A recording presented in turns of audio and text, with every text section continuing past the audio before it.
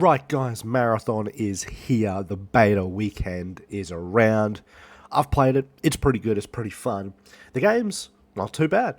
It's copped a lot of stick for some of the bugs it's had or the UI and things like that. But the game itself, I think, is pretty solid. However, this game is probably going to fail. And it's at no fault of its own. Marathon is pretty exciting. It looks stable. It looks strong. It looks like a game that you could play for thousands and thousands of hours. Except the problem is this. It's come into a market that is completely dominated by another game. That's Arc Raiders. And Arc Raiders isn't going anywhere. And so you're asking fans that have put thousands of hours into an extraction shooter in Arc Raiders to jump across and do the same thing in your game only a couple months later. It doesn't bed well for your game. This probably isn't going to last the test of time. Of course, you have Crimson Desert coming out, which near enough every single person in the world is excited for.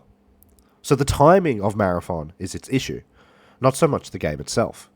Now, this is a problem with a lot of AAA titles and a lot of games, producers, whoever's doing the release date for these titles.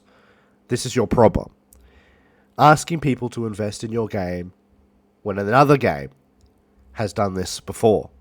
The timing window is horrible. I don't think Marathon is a bad game. In fact, quite the contrary. It's a good game. It's fun. It's exciting. And it feels different.